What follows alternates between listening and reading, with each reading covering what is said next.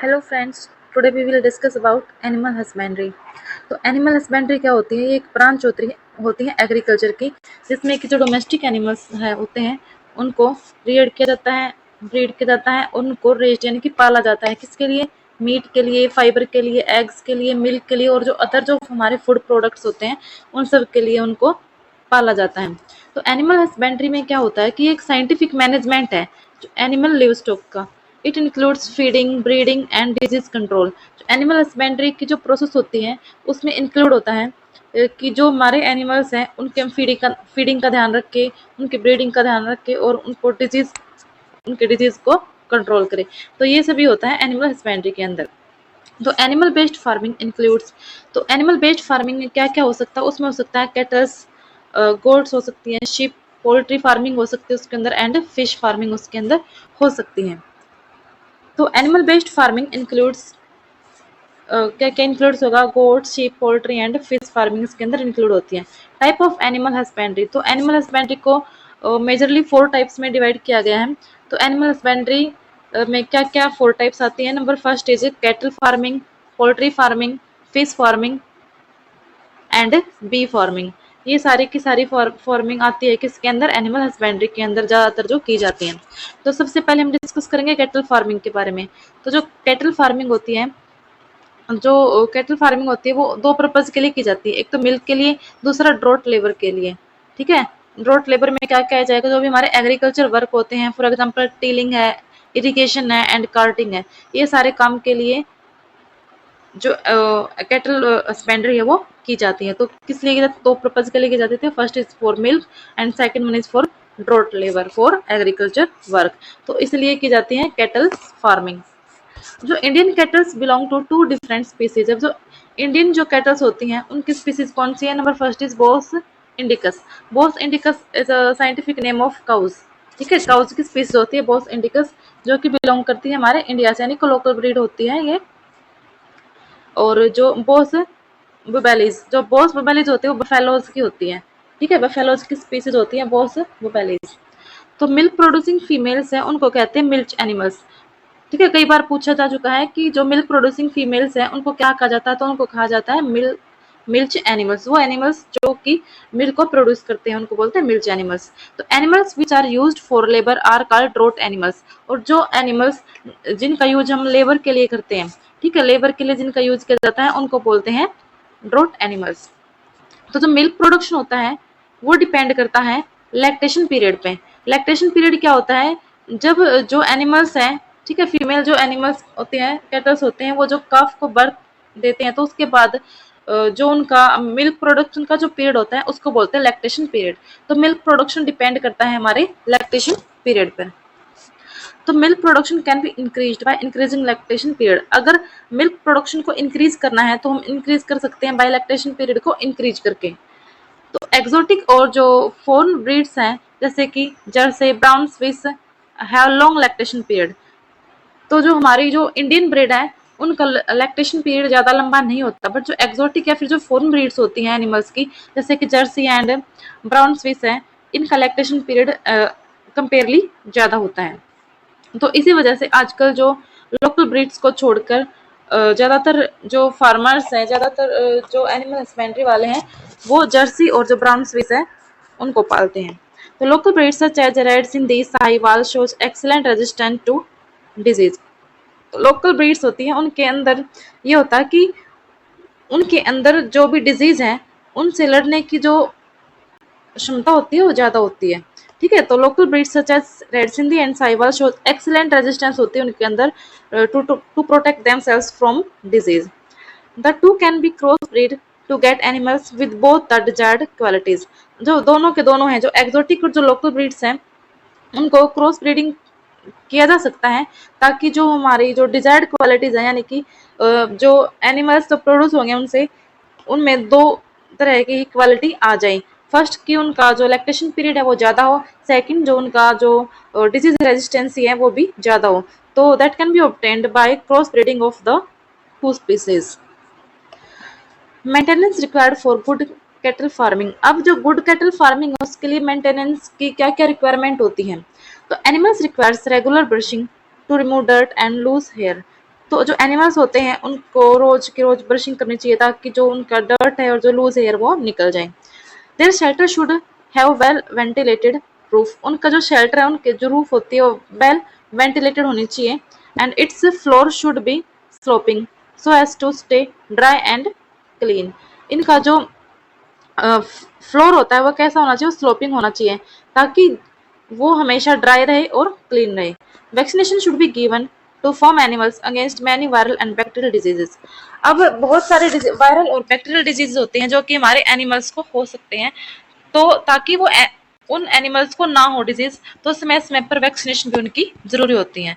तो ये कुछ मेंटेनेंस रिक्वायरमेंट है जो कि कैटल फार्मिंग के लिए जरूरी होती हैं। अब इनकी कुछ फूड रिक्वायरमेंट्स होती है। Food requirements for dairy animals are of two type. तो जो फूड रिक्वायरमेंट होती है इनकी वो दो टाइप से होती है। नंबर वन इज कि मेंटेनेंस रिक्वायरमेंट, की उनकी मेंटेनेंस को जो रिक्वायर कर पाए, तो वो फूड जो कि एनिमल्स को हेल्दी लाइफ जीने के लिए सपोर्ट करते हैं। ठीक है, एक तो होता है वो फूड जो कि उनकी जो हेल्दी लाइफ है उनको जीने के लिए वो सपोर्ट करते हैं ताकि उनमें कोई डिजीज वगैरह ना हो, तो वो होती है उनकी maintenance requirement food. And second is milk producing requirement. तो इस ऐसे फूड जो कि जो एनिमल्स की जो मिल्क होते हैं उसको वो बढ़ाते हैं, तो वो होते हैं मिल्क प्रोड्यूसिंग रिक्वायरमेंट। तो ये फूड दिया जाता है एनिमल्स को उनके लैक्टेशन पीरियड के दौरान। Animal feed includes roughage. Roughage में क्या होता है कि ये जो रोगेग जो इनका फीड होता है उसके अंदर फाइबर्स का अमाउंट ज़्यादा होता है। And second is concentrates. जो कंसनट्रेट्स होता है उनके अंदर फाइबर का अमाउंट तो कम होता है बट उनके अंदर प्रोटीन और जो अदर न्यूट्रिएंट्स होते हैं उनका लेवल हाई होता है। तो ये था हमारा कैटल फार्मिंग के बारे में। अब हम पढ़ेंगे पोल्ट्री फार्मिंग के बारे में। पोल्ट्री फार्मिंग, पोल्ट्री फार्मिंग के अंदर क्या होता है कि ये एनिमल हस्बेंड्री की एक फॉर्म होती है जिसके अंदर जो डोमेस्टिकेटेड बर्ड्स होते हैं जैसे कि चिकन्स, डक्स, टर्की, गीस, इन सबको पाला जाता है ताकि मीट, एग्स और फूड है इनसे प्रोड्यूस कराया जा सके। जो पोल्ट्री फार्मिंग में है ज़्यादातर चिकन्स को पाला जाता है। ठीक है, मोस्टली किसको पाला जाता है, चिकन्स को इसके अंदर पाला जाता है। Chickens that are raised for eggs are known as layers. वो चिकन्स जिनको एग्स के लिए पाला जाता है उनको बोलते हैं लेयर्स, और वो चिकन्स जिनको मीट के लिए पाला जाता है उनको बोलते हैं ब्रॉयलर्स। तो यहाँ से कई बार क्वेश्चन पूछा भी गया है कि उन चिकन्स को क्या बोला जाता है जो कि एग्स को प्रोड्यूस करते हैं, तो उनको बोलते हैं लेयर्स, यानी कि उनको एग्स के लिए पाला जाता है बेसिकली। और कुछ चिकन्स ऐसे होते हैं जिनको एग्स के लिए नहीं बल्कि उनके मीट के लिए पाला जाता है, तो उनको बोलते हैं ब्रॉयलर्स। तो जो इंडियन ब्रीड्स होती हैं चिकन्स की वो है एसिल एंड कड़कनाथ। तो ये दो इम्पोर्टेंट इंडियन ब्रीड्स हैं, एसिल एंड कड़कनाथ। जो फॉरेन ब्रीड्स हैं उसके अंदर आती हैं लेग हॉर्न्स, फ्रीजल। ठीक है, लेगोन एंड फ्रीजल ये हमारी फॉरेन या फिर एक्सोटिक ब्रीड्स होती है। जो इनके क्रॉस ब्रीडिंग प्रोग्राम्स हैं वो चलाए गए हैं ताकि इंडियन और जो फॉरेन ब्रीड्स हैं उनकी क्रॉस ब्रीडिंग कराई जा सके और जो हमारे डिजायरेबल ट्रेट्स हैं उनको उनके अंदर डेवलप किया जा सके। तो उनकी क्या डिजायरेबल करेक्टरिस्टिक्स होंगी जो उनको हम क्रॉस ब्रीडिंग कराएंगे, तो वो होती है number first, number and quality of chicks, यानी कि जो नंबर और जो क्वालिटी है चिक्स की वो अच्छी हो। Dwarf broiler parents for commercial चिक प्रोडक्शन। अगर कमर्शियल में चिक प्रोडक्शन करना है तो उनके लिए जो पेरेंट्स होते हैं, जो ब्रॉयलर पेरेंट्स होते हैं वो ड्वार्फ होने चाहिए। Third is summer adaptation capacity, यानी कि जो गर्मी को सहन करने की जो कैपेसिटी है उनकी अच्छी होनी चाहिए। टॉलरेंस टू हाई टेम्परेचर, और ताकि वो हाई टेम्परेचर को टॉलरेट कर पाए। लो मेंटेनेंस रिक्वायरमेंट, और उनकी जो मेंटेनेंस रिक्वायरमेंट है वो भी कम होनी चाहिए। Reduction to the size of the eggs laying bird, जो एग लेइंग बर्ड्स हैं उनके साइज कम होना चाहिए क्योंकि हमें उनके साइज से तो कोई मतलब नहीं होता, हमें बस मतलब होता है उनके एग से। तो उनका साइज कैसा होना चाहिए, थोड़ा छोटा होना चाहिए। एग्स एंड ब्रॉयलर प्रोडक्शन, जो एग्स और जो ब्रॉयलर प्रोडक्शन है वो कैसे होता है। The housing, nutritional and environment requirements of broilers are somewhat different from those of egg layers. तो जो ब्रॉयलर्स होती हैं उनकी हाउसिंग, उनके न्यूट्रिशनल रिक्वायरमेंट्स वो अलग होती हैं एग लेयर्स से।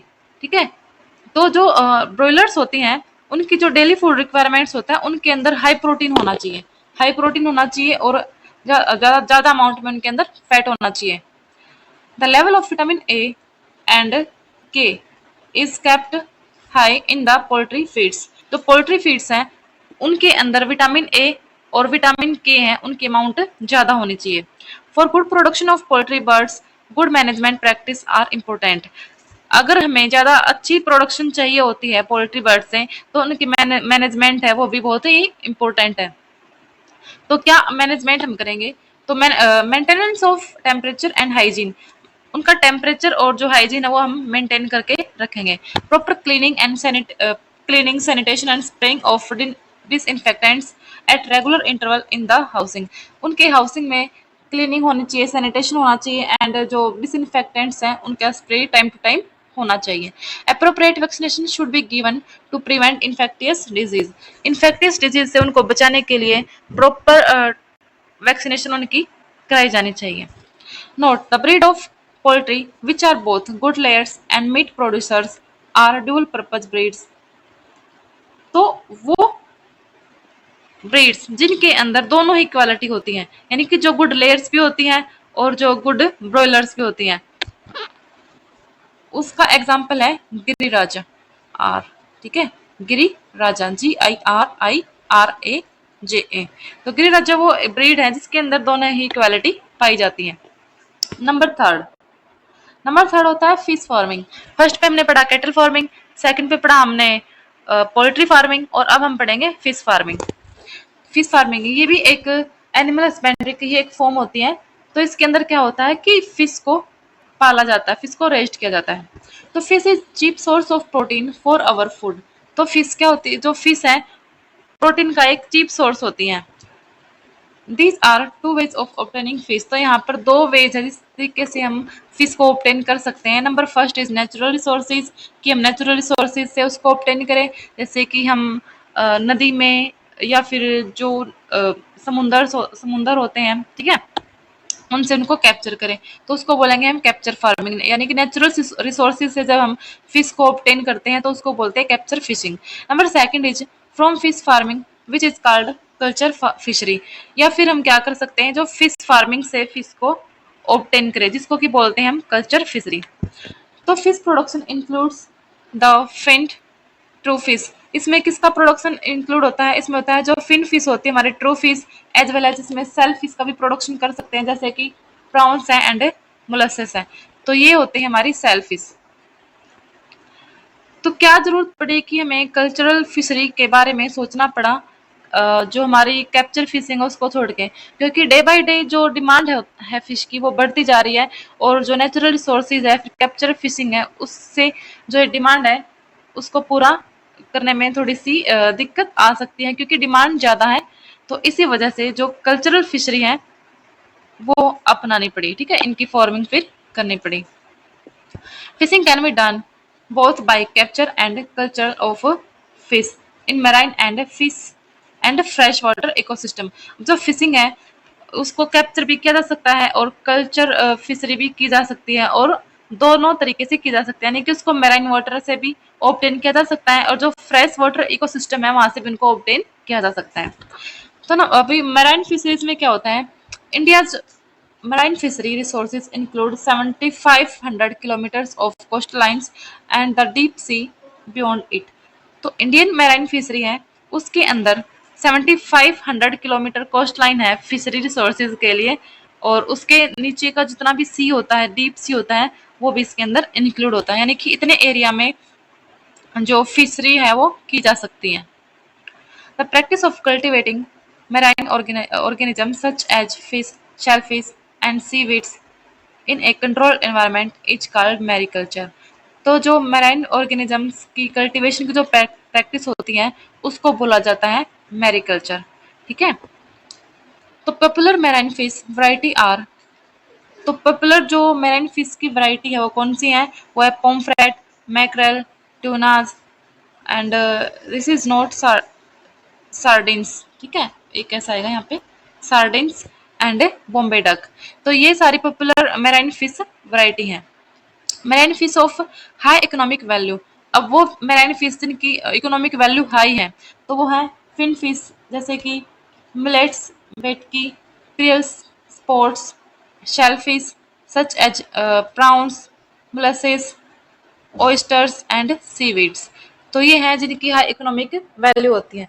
फिन फिश, ये भी पूछा जाता है कि फिन फिश इनमें से कौन सी है, तो फिन फिश में आएगा मुलेट्स, वेटकी एंड पेयर स्पोर्ट्स, और सेल फिश के अंदर आती है हमारी prawns, mussels and oysters and seaweeds.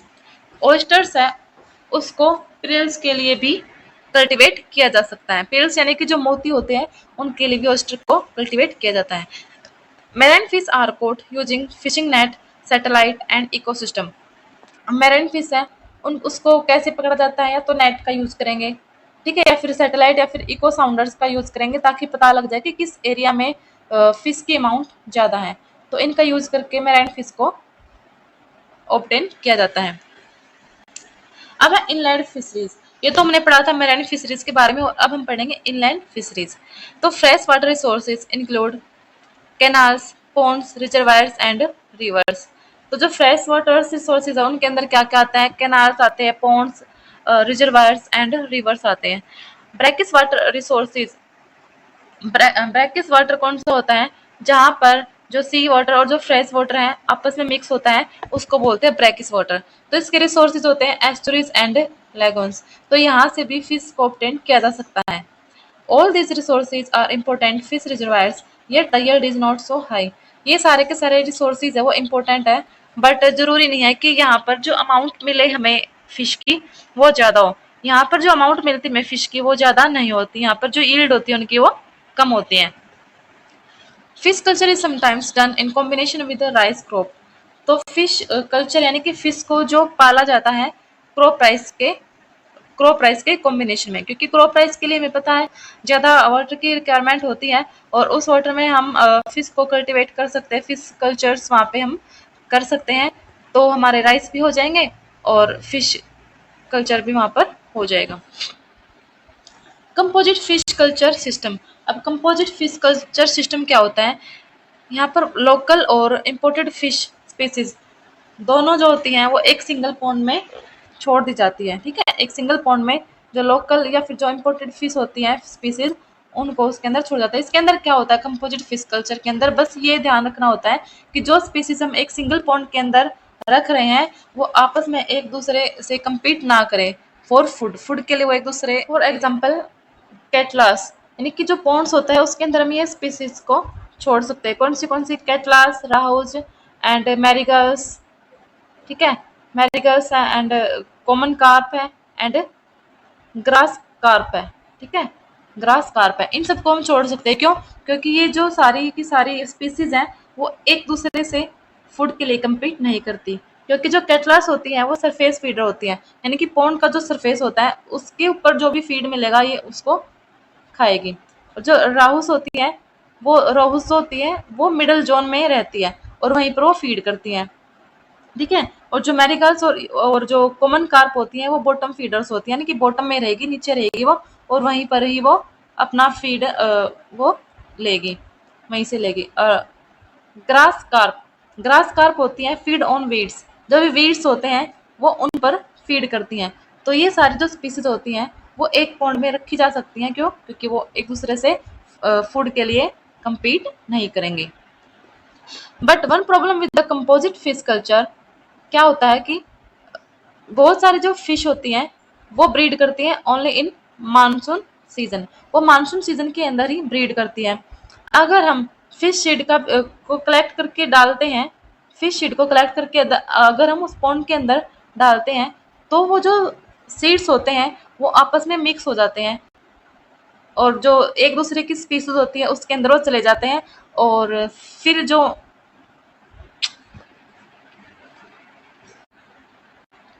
One problem with composite fish culture, तो जो कंपोजिट फिश कल्चर से जो एक प्रॉब्लम होती है,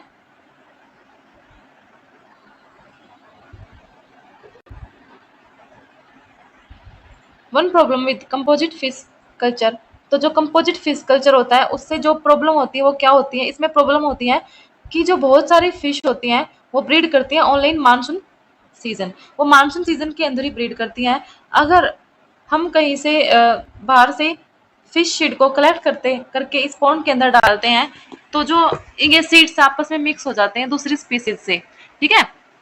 तो ये प्रॉब्लम आती है हमारे कंपोजिट फिश कल्चर में। So availability of good quality seed is a major problem. तो यहाँ पर मेजर प्रॉब्लम होती है कि जो गुड क्वालिटी के जो सीड्स हैं वो अवेलेबल नहीं हो पाते। To overcome this problem breeding is done using hormonal stimulation. तो इस प्रॉब्लम को ओवरकम करने के लिए एक सॉल्यूशन क्या है कि उनकी ब्रीडिंग की जाती है बाय यूजिंग हार्मोनल स्टिमुलेशन, यानी कि हार्मोन उनके जो हार्मोन्स हैं उनको स्टिमुलेट किया जाता है और उससे ब्रीडिंग उनकी की जाती है। तो नंबर फोर्थ पे आ गया हमारा बी फार्मिंग। तो बी फार्मिंग के अंदर क्या होता है, यानी कि मधुमक्खी पालन, ठीक है। आल्सो नोन एज एपीकल्चर, इसको एपीकल्चर भी बोला जाता है और बी कीपिंग भी इसको बोला जाता है।